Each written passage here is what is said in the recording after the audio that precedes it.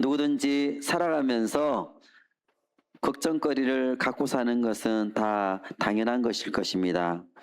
작은 걱정거리, 일상적인 걱정이 아니라 아주 심각하게 근심하고 좌절하고 낙심한 적이 혹시 있으십니까? 대부분의 사람들은 아무리 어려운 환경에 처해도 뭔가 희망이 보인다면 괜찮다고 합니다. 깜깜한 터널 안에 갇혀 있지만 저 끝에 빛이 한 줄기 들어온다면 괜찮습니다. 그 빛을 바라보면 소망이 생기기 때문입니다. 그런데 만약에 그런 빛도 없이 앞날에 대한 소망이 전혀 없다고 느껴질 때에 절망하고 우리는 낙심하게 되는 것입니다. 우리나라 자살률이 가장 높다는 것은 너무나 잘 알려진 사실입니다. 인구 10만 명당 자살률이 29.1명입니다. 하루 평균 사망자 수가 40명입니다. 여전히 OECD 회원국들 중에 자살률 1위를 유지하고 있습니다. OECD 평균 자살률이 10.7명이라고 하니까 다른 나라들에 비해서 우리는 3배 이상 높은 수치라고 할 수 있습니다. 왜 이렇게 사람들이 극단적인 선택을 많이 하고 있을까요? 여러 가지 이유가 있을 것입니다. 폭력에 시달린다거나 어떤 사업에 실패했다거나 또는 못 고칠 질병에 걸렸다거나 여러 가지가 있을 것입니다.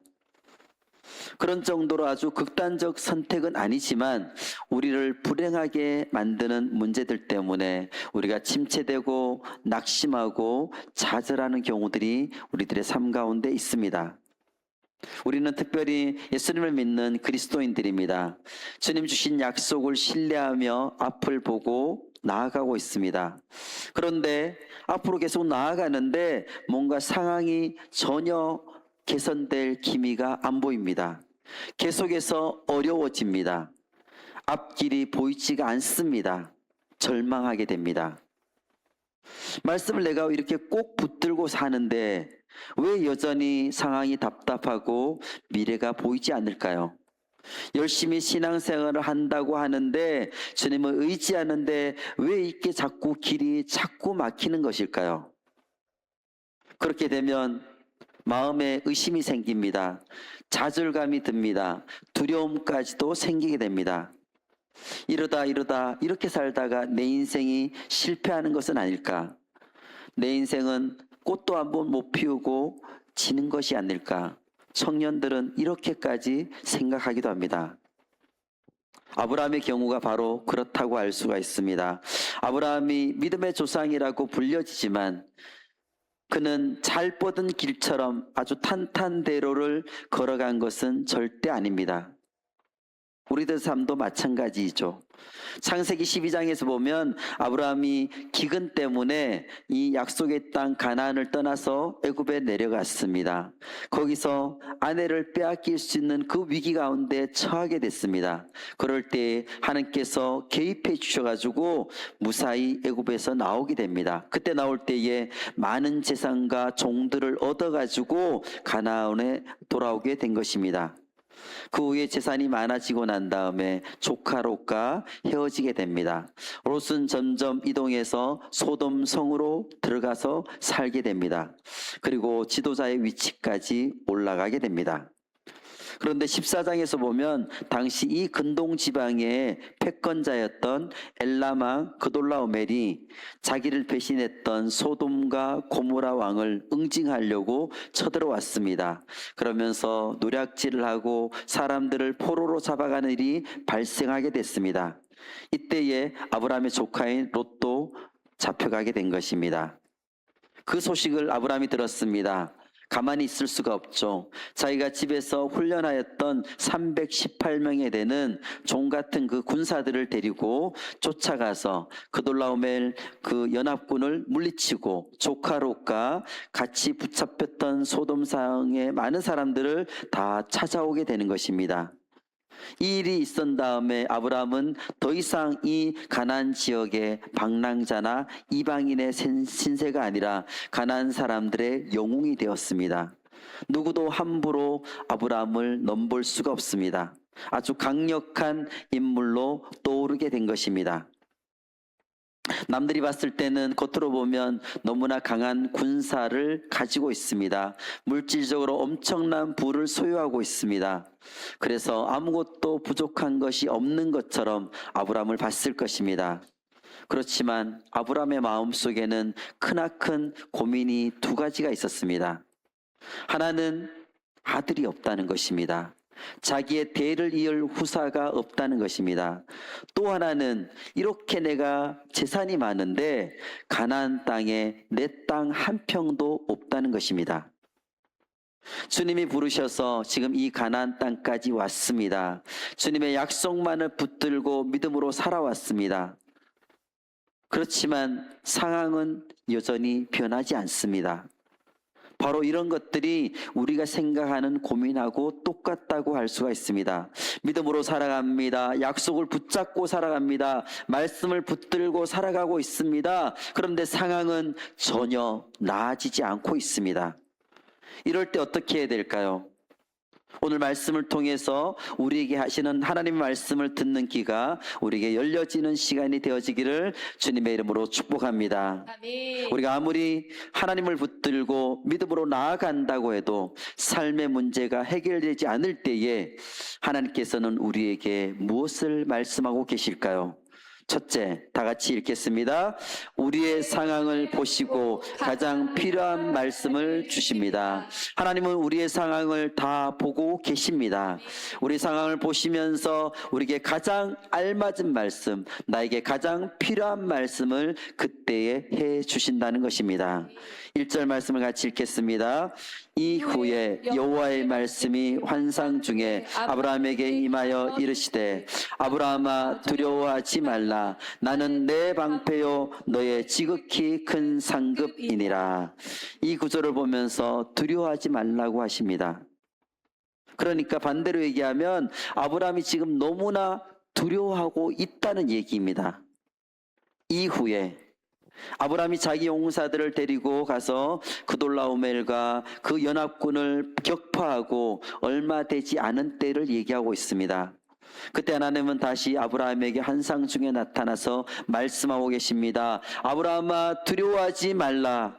왜 갑자기 아브라함한테 나타나서 두려워하지 말라고 말씀하고 있을까요?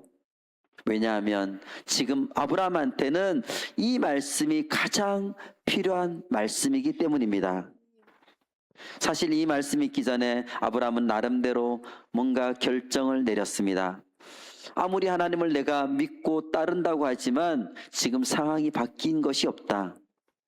하나님이 나한테 분명히 약속을 해주셨는데 큰 민족을 이룰 거라고 약속은 하셨는데 지금 나에게는 아들이 없다. 아들이 없으면 내가 어떻게 이 큰 민족을 이룰 수 있는 것인가? 하나님의 약속을 내가 믿을 수 있을 것인가? 이미 지금 몇 년이 흘렸는데 아직까지 자녀가 태어날 기미가 없는 걸 보니까 하나님의 약속을 내가 믿을 수 있을까? 이렇게 생각하게 됐다는 것입니다. 믿음의 사람 아브라함이라 그러지만 순간적으로 그런 생각하고 낙심하고 절망하고 있었습니다. 그러다 보니까 그에게 두려움이 찾아오게 된 것입니다. 그때 하나님은 결코 아브라함을 그대로 내버려 두지 않습니다. 두려워하지 말라. 지금 이 순간에 두려워하지 말라는 것이 아브라함에게 가장 필요한 말씀이었던 것입니다. 이토록 미래가 전혀 보이지 않는 상황 가운데서 어떻게 두려워하지 말라는 것일까요? 두려워하지 말라고 하는 이유가 있습니다. 그 뒤에 그 이유가 나오고 있습니다. 나는 내 방패요 너의 지극히 큰 상급이기 때문이다. 이렇게 말씀하시기 때문입니다. 이 말씀을 풀어서 얘기합니다.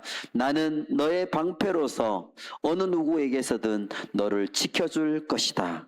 걱정하지 마라. 또 내가 너에게 줄 상이 아주 크게 있다. 염려하지 마라. 불안해하지 말라. 이렇게 우리에게 말씀하고 있습니다. 이것을 볼 때에 우리가 하나님에 대해서 알 수 있는 사실이 있습니다. 하나님은 우리가 지금 어떤 상태에 있는지, 어떤 상황인지를 너무나 정확하게 알고 계십니다.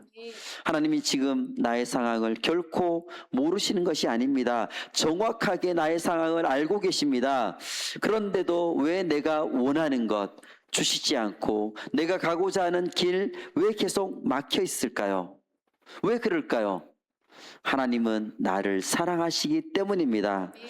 사랑하시기 때문에 내가 원하는 것을 지금 다 주시지 않는 것입니다. 우리 인간들의 습성이 있습니다. 우리가 원하는 것을 다 얻게 되면 우리가 오히려 망하게 되는 습성이 우리들 안에 있습니다. 우리가 원하는 것을 다 가지게 될 때에 우리는 교만함이 생겨서 오히려 타락하게 된다는 것입니다. 하나님은 나를 사랑하기 때문에 나를 아름답고 귀한 그릇으로 빚어가시기 때문에 그런 그릇이 될 수 있도록 나를 아주 훌륭하게 열심히 훈련시키고 계시는 것입니다. 하나님 우리에게 가장 필요한 말씀, 그때에 가장 필요한 말씀, 그 순간에 가장 필요한 말씀을 가지고 오신다는 것을 기억해야 될 것입니다. 우리가 답답할수록, 앞이 막혀 있을수록, 어디로 가야 될지 모를수록, 어떻게 해야 될지 알 수 없을 때에 우리가 더욱 힘써야 되는 일이 무엇인가? 바로 하나님의 말씀을 듣는 일입니다. 하나님은 그 순간에 아주 가장 정확하게 여러분들에게 말씀해 주십니다. 그래서 지금 우리는 하나님이 나에게 무슨 말씀을 하고 계시나 이것을 정확하게 들어야 되는 것입니다.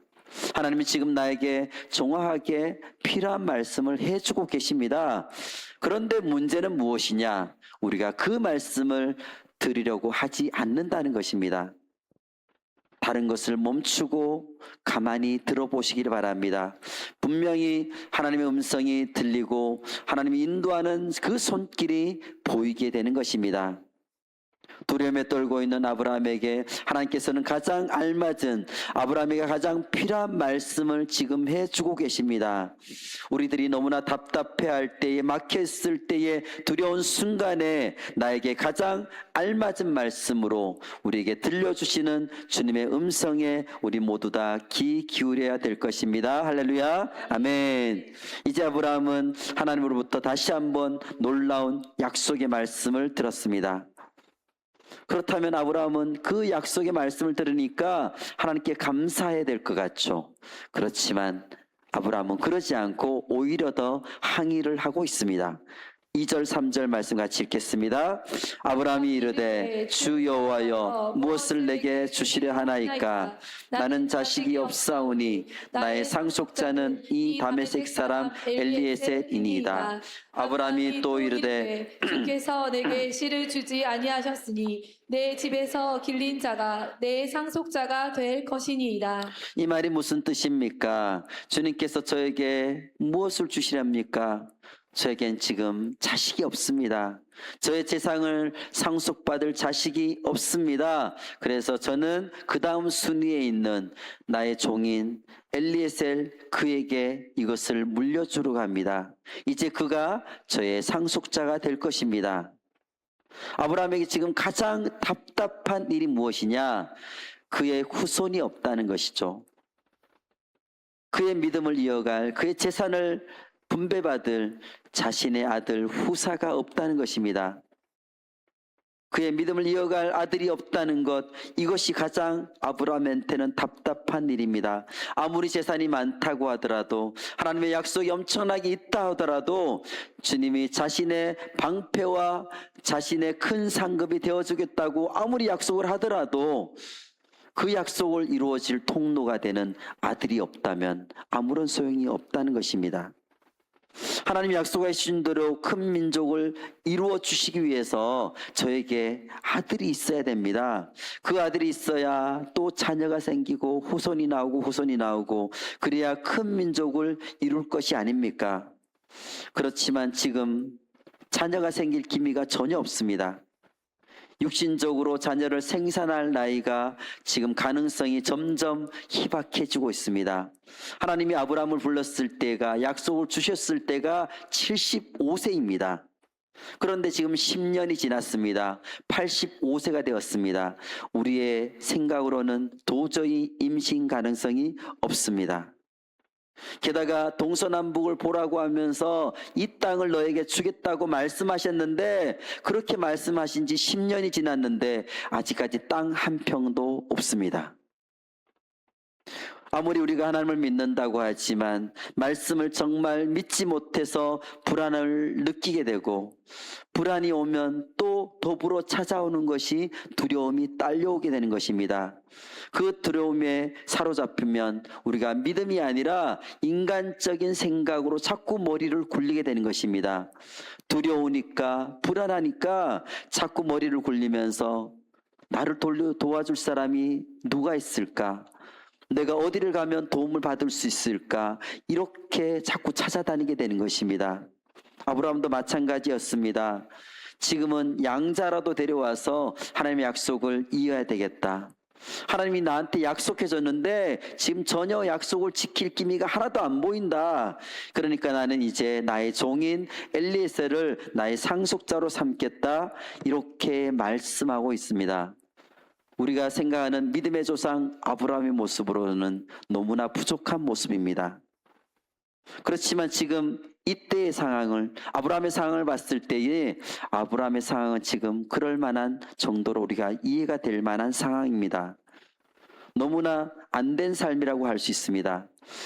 아브라함은 모든 것을 포기하고 하나님이 가라고 한 그 가나안 땅으로 호롤단신으로 왔습니다. 그래서 여기 가나안 땅까지 왔는데 10년이 지났는데 아무것도 달라지는 것이 없습니다. 오히려 상황은 더 어려워지고 있습니다. 그래서 이제 저는 더 이상 주님의 약속을 믿을 수가 없습니다. 이제 제가 방법을 찾아보겠습니다. 제가 이 상속자를 임명하겠습니다. 하나님의 약속을 받은 다음에 지금 10년의 시간이 지났습니다. 그런데 주님의 약속이 이루어질 기미가 조금이라도 보이지 않습니다. 그동안 아들 낳는 문제로 너무나 시달려 왔습니다. 이제는 자존심도 상합니다. 엄청난 사람이고 엄청난 부를 가지고 있고 군대가 있고 그렇게 성공을 했다 그러지만 그 당시 사회에서는 아들이 얼마나 있느냐가 성공의 또한 척도가 되는 것이었습니다.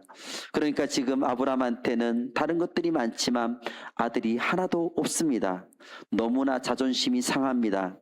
더 이상 이 문제 가지고 괴로워하고 싶지 않습니다. 더 이상 견딜 수가 없습니다. 그러니까 이제 엘리에셀을 상속자로 제가 삼겠습니다. 하나님 저 말리지 마십시오. 아무리 하나님을 붙들고 믿음으로 나아갈 때에 삶의 문제가 해결되지 않을 때에 아무리 성경에서 우리에게 풍성한 약속으로 가득 약속해 준다 그래도 그것이 나한테 아무런 영향이 없다고 느껴질 때에, 그럴 때 모든 것을 접겠다는 마음이 우리 안에 들 때가 있습니다. 성경 속에 약속의 말씀이 수없이 많이 있습니다. 그런데 그것이 나와는 아무런 상관이 없는 것처럼 보입니다. 그러니까 너무나 괴롭습니다. 하나님 말씀 붙들고 열심히 예배하고 기도의 자리에 참여합니다. 열심히 교회 사역도 하고 사람들과 교제도 합니다. 매일마다 말씀 읽고 꾸준히 기도하고 묵상합니다. 은혜도 받았고 은혜 받을 때마다 내가 이렇게 결단합니다 하고 주님께 결단하며 기도합니다. 그런데 내 삶을 돌아다 보니까 여전히 내 삶은 그냥 그대로 있습니다. 전혀 내 삶에 바뀔 조짐이 전혀 보이지 않습니다. 경제적인 어려움은 그대로입니다. 삶의 문제, 가정의 문제, 자녀의 문제, 또 직업의 문제, 진로의 문제, 결혼의 문제, 관계의 문제, 아무리 기도하고 했지만 전혀 말씀을 붙들고 계속 나아갔지만 전혀 바뀌어지지 않고 있습니다. 그럴 때 우리가 어떤 마음이 듭니까? 주님, 제가 이만큼 해봤습니다. 해볼 만큼 제가 해봤습니다. 이제 그만하고 싶습니다. 아무리 해봐도 지금 아무런 변화가 일어나지 않습니다. 제가 믿음을 가지고 말씀만을 붙들고 여기까지 왔는데 이제 더 이상 제가 나아갈 힘이 없습니다. 주님이 저에게 약속을 안 지켜주시니까 제가 엘리에셀로 제가 정하겠습니다. 그러면서 상속자를 엘리에셀로 바꾸어버립니다. 그러니까 뭔가 하나님 주신 그 길이 아니라 내가 생각하는 길로 가버린 것입니다. 주님의 길이 아니라 나의 방식으로 그것을 바꾸어 버리는 것입니다. 실제로 아브라함이 여기서 내가 다 포기했습니다 하며 그렇게 나온 것은 아닙니다. 2절 말씀에 우리가 기억 성경에서는 나는 자식이 없사오니 이렇게 되어 있지만 세번역에서 봤을 때는 내게는 자식이 아직 없습니다. 아직 없다고 얘기하는 것을 봤을 때는 아직까지 아브라함한테는 자식에 대한 희망이 남아있다는 것을 얘기하고 있습니다. 아브라함이 사실 포기한 것이 아니라는 것이죠. 우리가 주님의 약속을 포기하고 이제는 엘리에셀로 선택하고 그렇게 해야겠다고 행동에 옮기기 전에 우리는 다시 한번 하나님께 나아가서 외칠 필요가 있습니다. 하나님, 저에게 약속 주셨는데, 말씀을 주셨는데 왜 그대로 지금 아무것도 안 되고 있을까요? 분명히 자녀에게 복을 주시겠다고 말씀해 주셨는데 아무런 변화가 없습니다. 왜 안 주십니까? 제발 저를 도와주십시오. 이렇게 우리는 가서 외쳐야 될 것입니다. 더 간절하게 매달리면서 기도를 해야 됩니다. 이제는 내가 그만해야 되겠다 이렇게 접을 때가 아니라 그때가 됐을 때에 우리는 5분이라도 10분이라도 더 기도해야 될 때인 것입니다. 그때에 하나님의 때가 되는 것입니다. 마지막까지 기도의 끈을 놓지 않고 계속해서 기도하여서 하나님의 응답을 받는 우리 모든 가족들 되시기를 예수님 이름으로 축복합니다. 아멘. 아무리 하나님을 붙들고 믿음으로 나가도 삶의 문제가 해결되지 않을 때에 하나님께서 우리에게 무엇을 말씀하고 계실까요? 둘째, 다 같이 읽겠습니다. 인간적인 희망이 다 사라질 때까지 기다리게 하십니다. 아브라함이 하나님께서 나에게 약속하신 기도에 대한 응답으로 후손을 주시지 않아서 엘리에셀을 저는 상속자로 삼겠습니다 라고 기도했습니다. 그러한 아브라함한테 하나님께서 뭐라고 말씀하실까요? 4절 말씀 같이 읽겠습니다. 여호와의 말씀이 그에게 임하여 이르시되 그 사람이 내 상속자가 아니라 내 몸에서 날 자가 내 상속자가 되리라 하시고, 하나님이 여기서 말씀하십니다. 엘리에셀이 너의 후손이 아니다. 너의 몸에서 날 아들이 상속자가 된다. 다시 한번 확실하게 도장을 찍어주십니다. 하나님의 약속이 지금 당장 이루어지지 않으니까 아브라함은 너무 조급합니다. 자기와 사라의 몸은 지금 점점 할아버지 할머니를 지나서 더 늙어가고 있습니다. 아기를 낳을 가능성은 지금 거의 희박해지고 있습니다. 그러니까 마음이 너무 급합니다. 더 이상 기다릴 수가 없습니다. 죽기 전에 내가 이것을 빨리 해결해야 되겠다, 이런 마음으로 지금 하고 있던 것입니다. 그렇지만 하나님의 생각은 아브라함의 생각과 완전히 달랐습니다. 하나님의 시간표는 아브라함의 시간표와 완전히 달랐습니다. 하나님한테 남자가 100세, 여자가 90세에 아이를 낳는 것, 하나님한테는 너무나 쉬운 일입니다. 하나도 어려운 일이 아닙니다. 그렇지만 하나님은 왜 이렇게 아브라함을 오랫도록 기다리게 하셨을까요? 약속했으면 1년, 2년 뒤에 뭔가 임신을 하게 하고 아들이 태어나게 하면 얼마나 좋을까요? 좀 빨리 주시면 너무나 이렇게 애간장 태우지 않고 이렇게 될 수 있을 텐데 왜 이러실까요?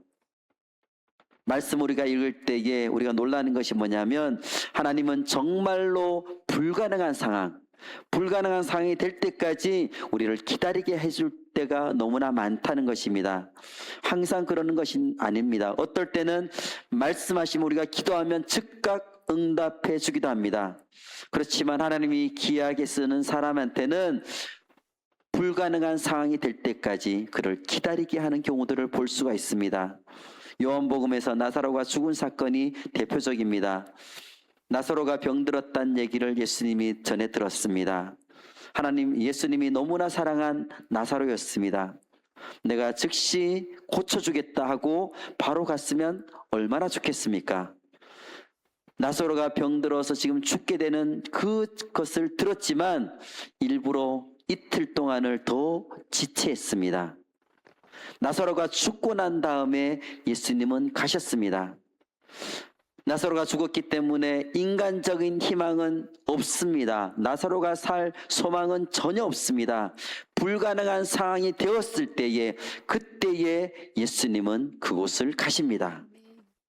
인간적인 희망이 다 사라질 때까지 하나님께서는 우리를 기다리게 하시는 것입니다. 하나님이 여기서 우리한테 원하시는 것이 무엇일까요? 아브라함과 사레가 자기들의 힘으로 아기를 낳을 시간이 다 지나가기를 하나님께서는 지금 기다리고 계십니다. 아기를 낳을 능력이 없을 때까지를 기다리고 계시는 것입니다. 낳을 능력이 있을 때에 아기를 임신해서 낳았다면 그는 누구나 낳을 수 있는 것입니다. 우리가 노력해서 낳았다 이렇게 얘기할 수 있는 것입니다. 그래서 그들 스스로 도저히 이제는 아이를 낳을 수가 없을 그 나이가 될 때까지 그들을 기다리게 하신 것입니다. 자기들의 힘으로 된 것이 아니라 하나님의 능력으로 된 것이다라고 확실하게 깨달을 수 있도록 하나님은 그들을 기다리게 했던 것입니다. 도저히 감당할 수 있는 어려움에 닥쳤을 때에 그럴 때에 우리가 할 일은 이리저리 쫓아다니고 큰일 났다고 얘기하면서 여기저기 막 다니면서 방법을 찾는 것이 아닙니다. 그럴 때 우리가 할 수 있는 일은 하나님 앞에 나와서 무릎 꿇는 것입니다. 왜냐하면 내가 할 수 있는 일은 없기 때문입니다. 그래서 우리는 기도해야 되는 것입니다. 기도할 때 대충대충 해서는 안 됩니다. 정말 우리의 생명을 걸고 목숨을 걸고 우리는 기도해야 될 것입니다. 그렇게 기도해도 안 되면 금식하면서 기도하면 됩니다. 간절히 우리가 하나님께 매달릴 때에 생명을 걸고 기도할 때에 하나님께서는 우리의 기도에 응답해 주십니다. 아멘. 하나님께서는 내 힘으로 안 되는 순간까지 기다리고 계십니다. 우리가 빈손이 될 때까지 기다리고 계십니다.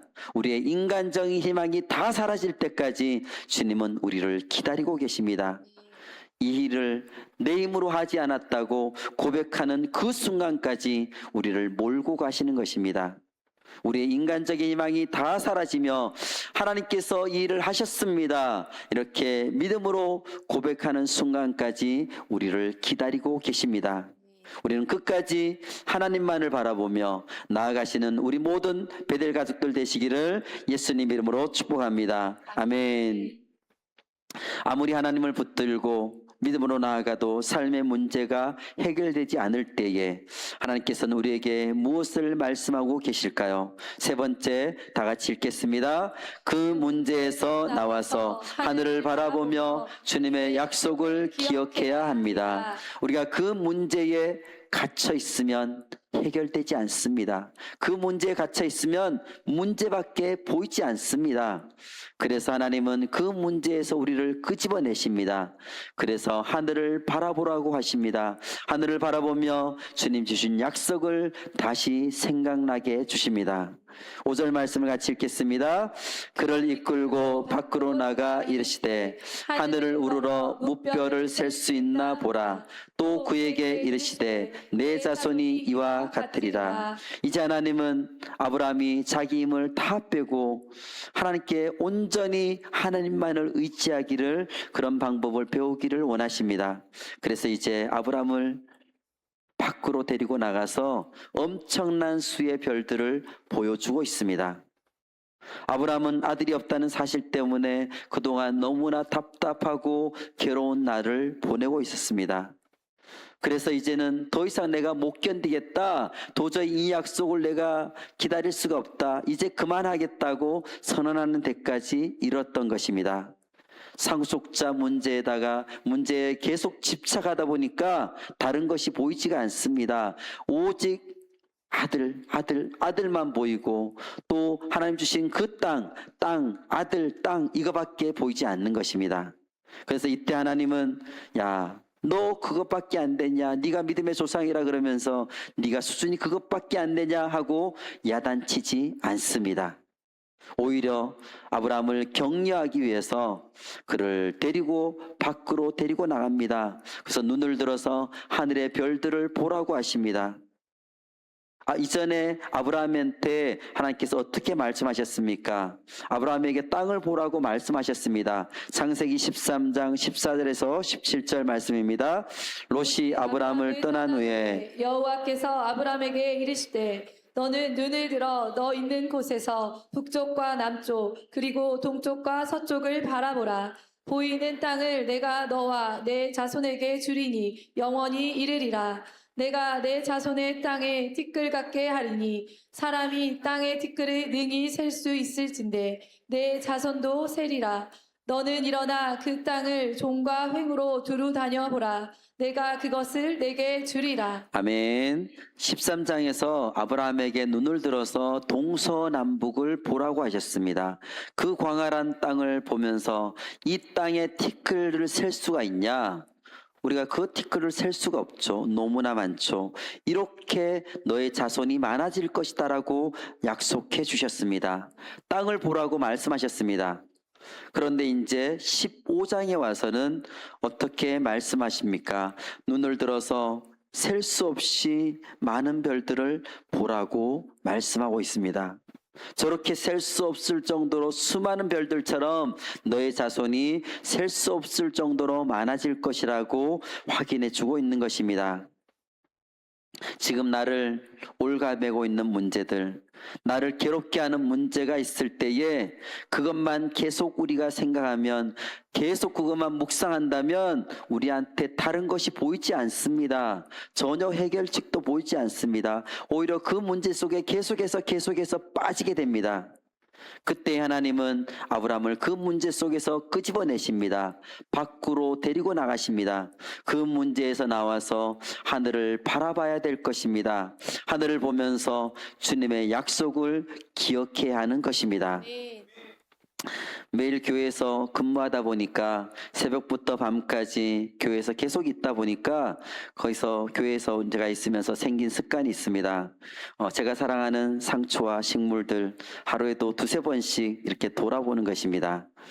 그러다 보니까 4층의 하늘마루에도 이제 거기에 식물이 있기 때문에 거기도 하루에 2번 이상은 꼭 제가 올라가 보게 됩니다. 하늘마루를 새롭게 단장을 했습니다. 그래서 식물들을 보고 나서 잠시 거기 앉아서 머무를 때가 있습니다. 그때 제가 하늘을 꼭 쳐다보게 됩니다. 하늘을 바라보며 마음이 탁 트이는 것을 느끼게 됩니다.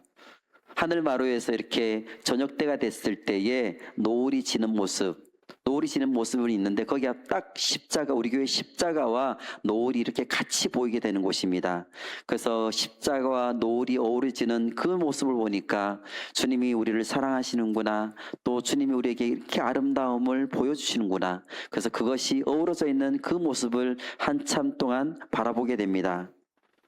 매일마다 이렇게 하늘을 보는데 하루도 똑같은 하늘의 모습이 없습니다. 잠시라도 하늘의 모습이 똑같지가 않습니다. 계속해서 하늘의 모습은 바뀌고 있습니다. 창조주 하나님, 예술가로서의 하나님의 그런 멋진 모습을 계속해서 보게 되는 것입니다. 하늘을 바라보면 하나님을 생각할 수 있으니까 너무나 좋습니다. 마음이 답답할 때에 하늘을 바라보는 것, 실제로 우리에게 많은 힐링이 되고 있습니다. 하나님께서 만드신 그 자연 속에 우리를 치유하는 능력을 하나님께서 심어주셨기 때문입니다. 하나님께서는 지금 아브라함을 밖으로 데리고 나가서 하늘의 별들을 보여주고 있습니다. 아브라함에게 너의 후손이 저 별처럼 저렇게 많아질 것이다, 이렇게 말씀하고 있습니다. 바로 그 별들이 우리에게는 하나님의 약속이 되는 것입니다. 내가 너에게 주는 약속이 저렇게 많다, 우리에게 지금 이렇게 말씀하고 있습니다. 미신과 참신앙의 차이가 무엇일까요? 미신은 인간이 내가 가지고 있는 돈이나 능력, 재주로 귀신의 마음을 달래가지고 내 목적을 뭔가 얻으려고 하는 것이 미신의 핵심입니다. 그때 그 과정 속에서 하면서 자기 자신은 결코 변화되지 않습니다. 내가 가지고 있는 돈을 가지고 귀신의 마음을 달래가지고 뭔가 얻어내려고 하는 것이 미신의 특징입니다. 자기가 필요할 때만 찾아가는 것이죠. 그에 비해서 우리의 참된 신앙은, 참된 믿음은 우리가 하나님을 얼르고 달래서 변화시키려는 것이 아닙니다. 참된 믿음은 무엇이냐? 나 자신이 변화되는 것입니다. 하나님의 그 절대적인 말씀 앞에서 나 자신을 늘 변화시키는 것이 바로 참된 믿음입니다. 어디에나 하나님은 계시다. 여기에도 하나님이 계시다고 우리는 계속 하나님을 의식하면서 하나님의 뜻대로, 하나님의 생각대로, 하나님의 말씀대로 나 자신을 계속해서 맞춰가고 변화시켜가는 것입니다. 우리는 미신을 믿는 사람들이 아닙니다. 참된 하나님을 믿는 사람들입니다. 그러므로 우리는 참된 하나님의 믿음을 가졌기 때문에, 하나님의 자녀이기 때문에 우리 자신을 말씀에 비춰서 계속해서 우리는 변화시켜 가야 될 것입니다. 아멘. 6절과 7절 말씀 같이 읽겠습니다.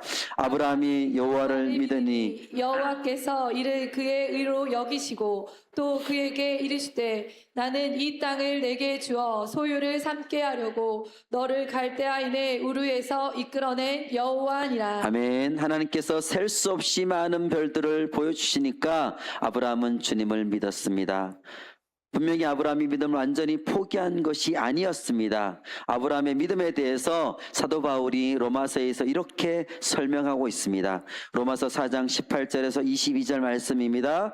아브라함이 바랄 수 없는 중에 바라고 믿었으니 이는 내 후손이 이 같으리라 하신 말씀대로 많은 민족의 조상이 되게 하려 하심이라.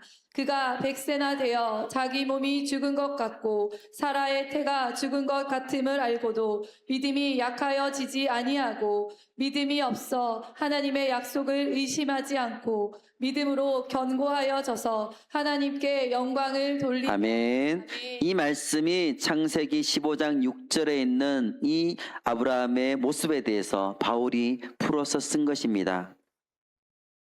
믿음이 있다는 것이죠. 그런데 우리가 오늘 본 말씀에서 1절에서 하나님이 약속을 하셨고, 그런데 그것을 거부한 것처럼 보입니다. 저는 엘리에셀입니다 하고 그렇게 아브라함이 얘기합니다. 그리고 나서 다시 4절과 5절에서 다시 하나님이 약속을 해주시니까 아브라함이 지금 믿음으로 반응하고 있습니다. 그런데 이 1절의 약속하고 4절, 5절의 약속, 이 약속 두 가지가 별로 내용이 다르지 않습니다. 그리고 아브라함은 이 약속을 아브라함은 다 알고 있습니다. 그런데 1절에서는 거부하는 것처럼 보였다가 6절에서는 왜 이렇게 믿음으로 반응하고 있을까요?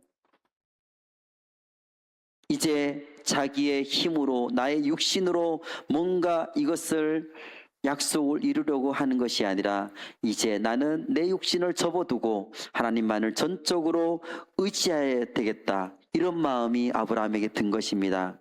내 힘으로 하는 것이 아니구나, 내가 젊다고 하는 것이 아니구나, 내가 늙어도 하나님께서 이것을 나에게 하실 수가 있구나, 내 가진 것에 의존하는 것이 아니라 하나님의 능력, 하나님의 말씀만을 붙들게 되는 것입니다. 바로 이것이 제대로 된 믿음이라고 할 수 있습니다. 이 믿음은 하나님의 말씀의 능력으로 이루어지는 것입니다. 하나님께서는 말씀의 능력으로 아브라함을 지금 회복시켜 주셨습니다. 그 믿음을 보시고 그것을 그의 의로 여겨주신 것입니까? 주십니다. 그러니까 아브라함 자신의 능력 때문이 아니라 그의 믿음이 너무나 좋아서, 그것이 아니라 하나님의 능력으로 아브라함이 이렇게 됐다는 것입니다. 우리는 우리 자신이 위대한 믿음을 가진 사람이 아닙니다. 우리는 위대하신 하나님을 우리는 믿는 사람들입니다. 우리가 의심과 불안과 두려움 가운데 있을 때에 하나님은 우리의 믿음을 회복시켜 주십니다. 말씀으로 회복시켜 주십니다. 말씀 안에 능력이 있습니다. 말씀은 살아 있습니다. 말씀은 살아서 움직입니다. 역동성이 있습니다. 그래서 우리를 변화시켜 주십니다. 우리가 가진 문제, 그 속에 갇혀 있지 말고 그 문제에서 나오길 바랍니다. 밖으로 나가서 하늘을 바라보며 주님의 약속을 기억하시길 바랍니다. 하늘을 바라보며 창조주 하나님, 우리 약속을 신실하게 지키시는 그 하나님만을 우리가 바라봐야 될 것입니다. 네. 문제 상황에 파묻히지 말고 하나님만을 바라보며 하나님의 약속을 기억하는 우리 모든 베델 가족들 되시기를 예수님 이름으로 축복합니다. 아멘. 말씀을 맺겠습니다. 우리가 아무리 하나님의 말씀을 붙들고 믿음으로 나아간다고 하지만 우리 삶의 문제가 전혀 해결될 기미가 없고 너무나 막막하고 그렇게 어려움 가운데 있을 때에, 그럴 때 하나님께서는 우리에게 무엇을 말씀하고 계십니까? 첫째, 다 같이 읽겠습니다. 우리의 상황을 보시고 가장 필요한 말씀을 주십니다. 우리의 상황을 하나님께서는 다 보고 계십니다. 우리에게 가장 알맞은 말씀, 나에게 가장 필요한 말씀을 지금도 나에게 말씀해 주고 있습니다. 우리의 귀를 기울여서 주님의 음성에 귀를 기울이면 그 말씀이 우리에게 들릴 것입니다. 두 번째, 같이 읽겠습니다.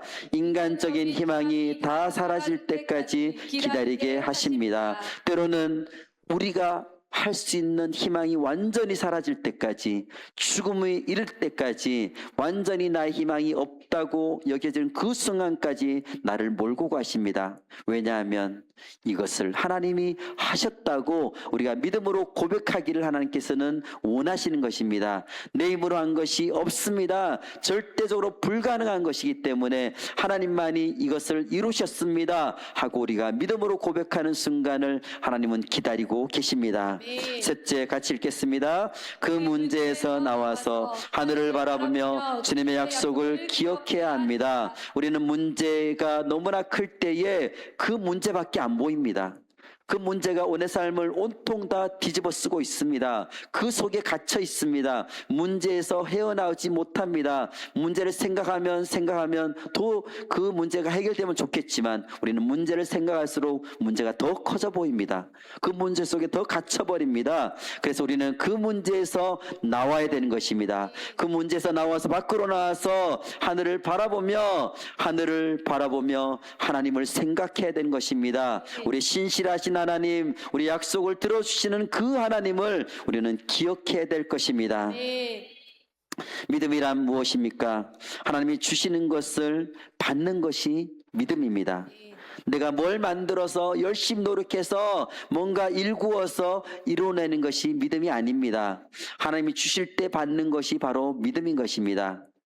믿음은 오늘 우리 마음밭에 말씀의 씨를 하나님께서 뿌려주실 때에 그것을 그대로 내가 받는 것, 이것이 바로 믿음인 것입니다. 네. 오늘 내 상황이 어떻든지 상관없이 온 우주 만물을 지으신 창조주 하나님께서 나를 위해서 한 치의 오차도 없이 빚으시는 아름다운 내일, 그 내일이 지금 나에게 다가오고 있다. 이 사실을 우리는 받아들이는 것입니다. 오늘의 주인이신 하나님께서 동시에 내일의 주인도 우리 하나님이시기 때문입니다. 1절 말씀 같이 읽겠습니다.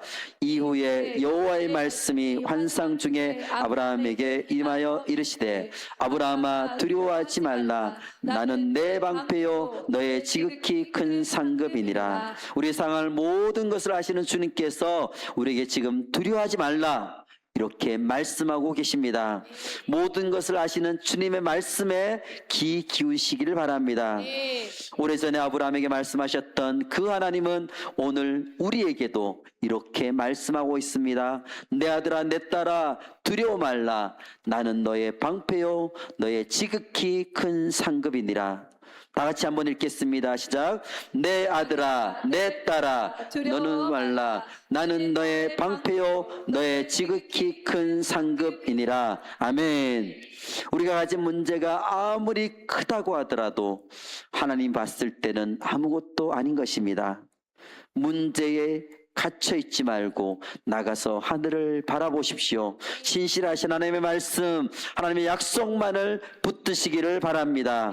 우리의 방패 되시고 지극히 큰 상급 되시는 주님께서 우리를 모두 다 책임져 주십니다. 주님 말씀만을 붙들고 나아가는 우리 모든 베델 가족들 되시기를 예수님 이름으로 축복합니다. 아멘.